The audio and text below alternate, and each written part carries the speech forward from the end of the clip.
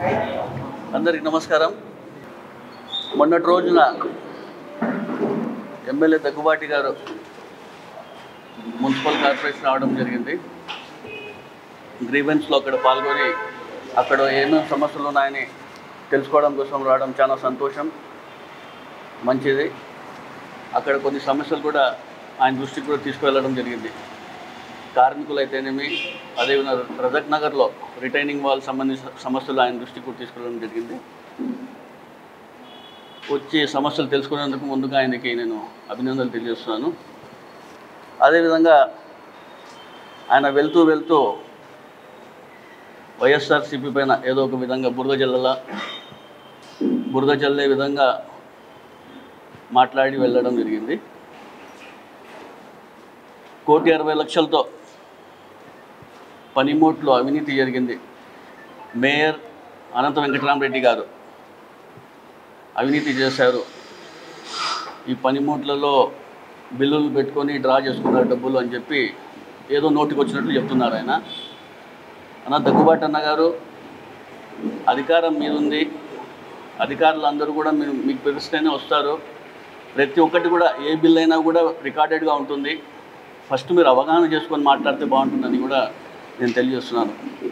Corona సమయంలో అనేక పరికరాలు తీసుకురావడం జరిగింది. అప్పట్లో కాంపాక్టర్ బిన్స్ అయితేనేమి, వీల్ బ్యారల్స్ కానివ్వండి, స్వీపింగ్ మిషన్ మెయింటెనెన్స్ కోసం కానివ్వండి, supply and spraying of fogging liquids కానివ్వండి, supply and delivery of sodium hydrochloride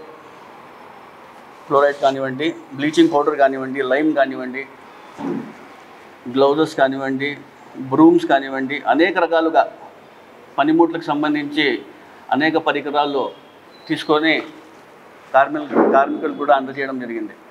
ఎవరో చెప్తే మీరు మాటలు విని వాళ్ళ మాటలు తీసుకొని మీరు 1,60,00,000 అవినీతి జరిగింది చెప్పడం ఎంతవరకు సభని మేము తెలియజేస్తున్నాం. జూలై 10న కౌన్సిల్ సమావేశంలో మీరు కూడా పాల్గొనడం జరిగింది. ఆ రోజు కూడా మీరు చెప్పారు 1,60,00,000తో అవినీతి జరిగిందని. ఏ విధంగా అంటున్నారు మీరు? ఆ రోజే మేము చెప్పినాం. ఆ రోజే మా కౌన్సిల్ సభ్యులందరూ కూడా మేము ఖండించడం జరిగింది. మీదే అధికారం ఉంది, మీరే ఎంక్వైరీ చేసుకోండి. ఎంక్వైరీ చేసినాక ఏమైనా ఆధారాలు ఉంటే మాట్లాడండి. మీరు ప్రతిసారి అవినీతి చేసినారు. అనంత వెంకటరామరెడ్డి గారి పైన అవినీతి ఆరోపణలు చేస్తున్నారు. మీరు 4 సార్లు ఎంపీగా ఉన్నారాయన, ఒకసారి ఎమ్మెల్యేగా చేశారు. 40-45 సంవత్సరాలుగా వాళ్ళ కుటుంబం, రాజకీయాల్లో ఉండే కుటుంబం పైన మీరు ఇలా మాట్లాడితే ప్రజలు నమ్మే దీంట్లోనే ఎవరైనా ఉంటారా? మీరు ఒకసారి ఆలోచించాలి అని చెప్పి కూడా మీ అందరూ తెలియజేస్తున్నాను. అదేవిధంగా వెళ్తూ ఒక మాట ఉన్నాడు, దగ్గుబాటి రాకముందు వేరే, దగ్గుబాటి వచ్చాక వేరే అని చెప్పడం జరిగింది. అలా మంచిదే కాదన్నాం మేమైతే.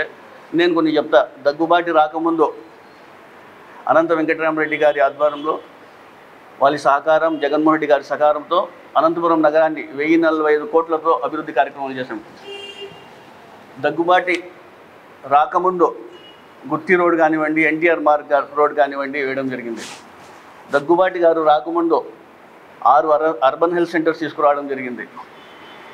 దగ్గుబాటి రాకముందు స్లమ్స్ కానివ్వండి, ఇంటర్నల్ రోడ్స్ కానివ్వండి, డ్రైనేజెస్ కానివ్వండి, అనేక అభివృద్ధి కార్యక్రమాలు చేయడం జరిగింది. దగ్గుబాటి రాకముందు ప్రధాన రహదారులు అన్నీ కూడా కంప్లీట్ చేయడం జరిగింది. దగ్గుబాటి రాకముందు 300 కోట్ల రూపాయలతో ఫ్లైఓవర్ కానివ్వండి, పంగల్ రోడ్ నుంచి బైపాస్ రోడ్ వరకు 4 వరుసల లైన్ కూడా అతి తక్కువ సమయంలోనే 18 నెలల్లో దాన్ని పూర్తి చేసుకోవడం కూడా జరిగింది.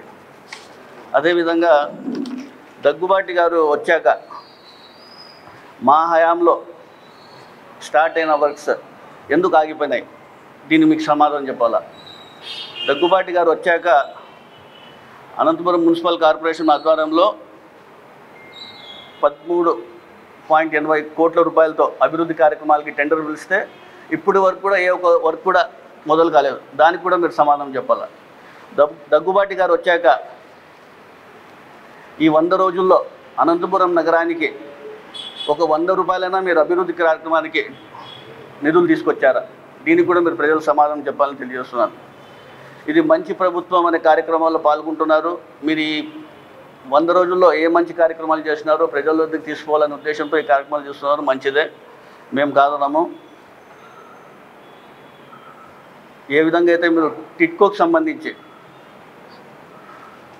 సంబంధించి నిధులు కేటాయించి అక్కడ ప్రజలకు మేము వెంటనే గృహాలు కూడా వాళ్ళకి అందజేస్తాం, లబ్ధిదారులకు అందజేస్తామని చెప్పడం జరిగింది. ఈ 100 రోజుల్లో మీరు ఏం చేశారు, ప్రజలకి ఈ 100 రోజుల కార్యక్రమంలోనే ఇది మంచి ప్రభుత్వం కార్యక్రమంలో వెళ్ళి దీనికి సమాధానం చెప్పాలని కూడా నేను తెలియజేస్తున్నాను. ఔటర్ రింగ్ రోడ్ గురించి చెప్పడం జరిగింది, డంప్ యార్డ్ గురించి చెప్పడం జరిగింది, షిఫ్ట్ చేస్తామని. అండర్ గ్రౌండ్ డ్రైనేజ్ గురించి చెప్పడం జరిగింది. అదేవిధంగా అక్కడే ఒక కార్యక్రమంలో మరి 23 కోట్ల రూపాయలతో అవినీతి జరిగిందని కూడా కూడా చెప్పడం జరిగింది. ఎవరో చెప్తే మీరు ఎట్లా మాట్లాడుతున్నారో నాకైతే అర్థం కావడం లేదు. ఒక చిన్న బేసిక్ నాలెడ్జ్ కూడా లేకుండా మాట్లాడుతున్నారు. ఈరోజు డంప్ యార్డ్ దాదాపుగా 30-40 సంవత్సరాలు డంప్గా ఉన్న ఆ యార్డ్ నీ బయోమైనింగ్ ప్రాసెస్ ద్వారా మొత్తం క్లియర్ చేసినామని అధికారులు రికార్డెడ్గా చెప్తున్నారు. ఆ రోజు నేను కౌన్సిల్లో కూడా చెప్పడం జరిగింది, ఇది 23 కోట్ల రూపాయలు అవినీతి జరిగిందని మీరు చెప్తే నేను ఆ రోజే ఖండించిన. మీరు ఆధారం లేకుండా ఇలా మాట్లాడటం మంచిది కాదు, ఎమ్మెల్యే గారి గురించి చెప్పడం జరిగింది. ఆధారాలు ఉంటే చూపించండి. మీరు ఆ రోజు నేను ఎంక్వైరీ కూడా ఏమని చెప్పినా మీరే కలెక్టర్ గారు కూడా ఇచ్చారు, మీ ప్రభుత్వమే ఉంది, ఎంక్వైరీ తీసుకున్నాక మీరు చెప్పండి. ఇప్పటికీ 40% వాళ్ళకి పేమెంట్ కూడా చేయడం జరిగింది. ఊరికే మీరు ఆధారం లేకుండా అవినీతి చేసినాం, 23 కోట్లు అయిపోయినాయి, 23 కోట్ల రూపాయలు అవినీతి జరిగింటే ఇప్పటికీ 40% మేము ఇవ్వడం జరిగింది బిల్స్ కూడా. ఇంకా ఏమన్నా మీకు అలా అనిపిస్తే ఆపేయండి, ఎవరు వద్దంటున్నారో ఇప్పుడే ఆపేయండి, వాళ్ళ బిల్స్ లేకుండానే ఆపేయండి. మేము చెప్తున్నాం కదా, ఎంక్వైరీ చేయకుండా ఊరికే మీరు మాట్లాడడం ఇది ఎక్కడి వరకు నేను సమాధానం మేము అందరూ తెలియజేస్తున్నాను. మరి ముఖ్యంగా ఈ 100 days కార్యక్రమాల్లో కూడా ఇది మంచి ప్రభుత్వం కార్యక్రమం కూడా ప్రజల్లో తీసుకెళ్తున్న విషయం కూడా చూసాం. నేను మరోసారి కూడా చెప్తాను, మొన్న కూడా చెప్పడం జరిగింది, రైతులు ఎక్కడ అండగా ఉన్నారు మీరు. మహిళలకి 3 సిలిండర్లు ఇంటికి ఏటా ఇస్తామని చెప్పిన అది ఎక్కడ అని కూడా ఒకసారి అడుగుతున్నాను. తల్లికి వందనం ఎక్కడ, తర్వాత మహిళలకు ఫ్రీ ఉచిత బస్ ప్రయాణం అన్నారు అది ఎక్కడ, నిరుద్యోగులకి 20 లక్షలు జాబ్స్ కల్పిస్తామన్నారు అది ఎక్కడ, తర్వాత నిరుద్యోగ వృత్తి అది ఎక్కడ. ఏదో ఒకటి డైవర్ట్ పాలిటిక్స్ చేయడం కోసం మీరు అవినీతి చేసినారు, అక్రమాలు చేసినారు అంటున్నారు. మీరు ఏమైనా ఉంటే ఆధారంగా మాట్లాడండి, మేము కూడా మీ ముందుకు వస్తాము, ఖచ్చితంగా చెప్తాను కూడా మీ అందరూ తెలియజేస్తున్నారు. అదేవిధంగా నిన్నటి రోజే నేను చూశాను వీడియోలో, 100 రోజుల్లో వీళ్ళు అండర్ గ్రౌండ్ డ్రైనేజ్ సంబంధించి డిపిఆర్ కూడా రెడీ చేసినారంట. డిపిఆర్ లాస్ట్ కమిషనర్ భాగ్యలక్ష్మి గారు ఉన్నప్పుడు ఈ దాదాపుగా 150 పేజీల డిపిఆర్ సంవత్సరం కింద మేము రెడీ చేసినాం దీనికి. ఇప్పుడు ఆయన 100 రోజుల్లో ఈ డిపిఆర్ రెడీ చేశామంటున్నారు.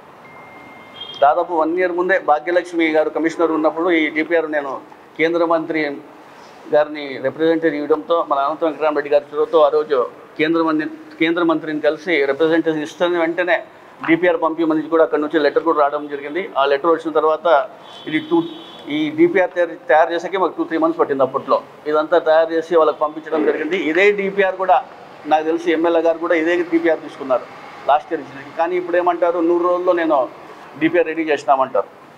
ఏదైనా మాట్లాడితే కొంచెం తెలుసుకొని మాట్లాడితే బాగుంటుంది కదని మీ అందరూ తెలుస్తున్నాను. అదేవిధంగా మీకు చిత్తశుద్ధి ఉంటే నిజంగా అండర్ గ్రౌండ్ డ్రైనేజ్ తీసుకురండి, డంప్ యార్డ్ తరలించండి, నిరుద్యోగులకు ఇండస్ట్రీస్ తీసుకొచ్చి మీరు జాబ్స్ కల్పిస్తున్నాము, దానికి మేము సహకరిస్తాం. ఔటర్ రింగ్ రోడ్ అన్నారు, దానికి మేము మా పాలకవర్గం సహకరిస్తుంది.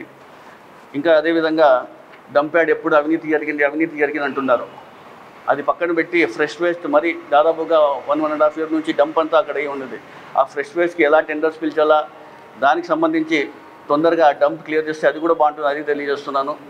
మరి ఇంకో విషయం వచ్చేసి మన డంప్ యార్డ్స్ అది అయిపోయిన తర్వాత స్పెషల్ గ్రాంట్స్, పోయిన ప్రభుత్వంలో 25 కోట్ల రూపాయలతో స్పెషల్ గ్రాంట్స్ పెట్టి మేము వర్క్స్ కూడా చేయించాం. అందులో దాదాపుగా 5-6 వర్క్స్ కంప్లీట్ అయినాయి.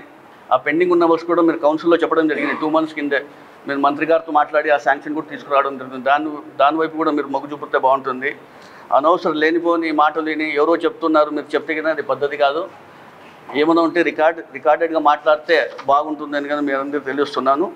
అవినీతి అక్రమాలు అనంత వెంకటరామరెడ్డి గారి పైన వేయడం ప్రజలన్నా నమ్మల్లా. మీరు చెప్పేటప్పుడు అవతలవాడు ఎలా తీసుకుంటారని కూడా మీరు ఒకసారి నమ్మల్లా. 50 సంవత్సరాలుగా ఉంది వాళ్ళ రాజకీయంలో ఈ రోజుల్లో. వాళ్ళపైన మేము అవినీతి అక్రమాలు అని చెప్పి బురద చల్లడం ఇది ఎక్కడి వరకు సభగా మేము అందరూ తెలుస్తాను. ఎమ్మెల్యే గారు నెక్స్ట్ ఏమైనా మాట్లాడేటప్పుడు మీరు ఒక బేసిక్ నాలెడ్జ్ తీసుకొని మాట్లాడండి. ఎవరు ఎలా మీరు ఇప్పటికే నా పైన కూడా ఏదో బయట మాట్లాడుతున్నాను నేను చెప్పదలుచుకోను. నేను వ్యక్తిగతంగా ఎప్పుడు మాట్లాడను. ఏమైనా మీరు బేసిక్ నాలెడ్జ్ ఉంటే తీసుకొని మాట్లాడండి. ఊరికే అనవసరంగా అవినీతి చేసినారు, అక్రమాలు చేసినారంటే మేము చూస్తూ ఊరికే ఉండమని ఎవరు కాదు. గతంలో ఎవరు ఏం చేసినారు, మీరేం చేస్తారు, ఏం చేయబోతున్నాం, మేము కూడా మీరు మంచి చేస్తారంటే మేము మీకు ఖచ్చితంగా సహకరిస్తాం. రాబోయే రోజుల్లో మీరు ఎలా పడితే ఎలా మాట్లాడితే మేము సహించేది ఉండడం సెలవు తీసుకుంటాం.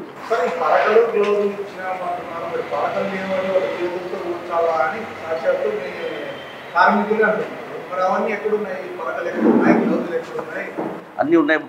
టెండర్స్ కూడా పిలిచడం జరిగింది కొత్త దానికి. అవి కూడా వస్తేనే వాళ్ళకి పరికరాలు అందజేస్తాం. అప్పటికప్పుడు సప్లై చేస్తాం, అది ఇచ్చేస్తాం కదా. ఉన్నాయి, అన్ని రికార్డెడ్ ఉన్నాయి కదా, ప్రతి ఒక్కటి రికార్డెడ్ ఉన్నాయి. ప్రతి ఒక్కటి రికార్డెడ్ ఉంటేనే మేము మాట్లాడేది, అనవసరం మాట్లాడడం కదా. ఇప్పుడు వాళ్ళ మాదిరి నోటికి వచ్చినట్టు మాట్లాడడం, రికార్డెడ్ ఉన్నాయి కాబట్టి చెప్తున్నాం మేము. ఇప్పుడు 23 కోట్లు అవినీతి అంటున్నారు, రికార్డెడ్ తీసుకోండి, ఎంక్వైరీ చేయండి. మీరు ఎంక్వైరీలో తేరలేకపోతే సైంటిఫిక్గా అన్నీ మీరే రీసర్వే చేయించుకోండి. చేయించుకోవడానికి ఎంత చేసినారు, ఎంత దానికి అండి ఇప్పటికి 40% ఇచ్చినారు. అదే బిల్స్ వాళ్ళకి, బయోమైనింగ్ వాళ్ళకి ఎంత చేసినారు అంటే అంతే. ఊరికి అవినీతి అని చెప్పి ఎట్లా చెప్పండి.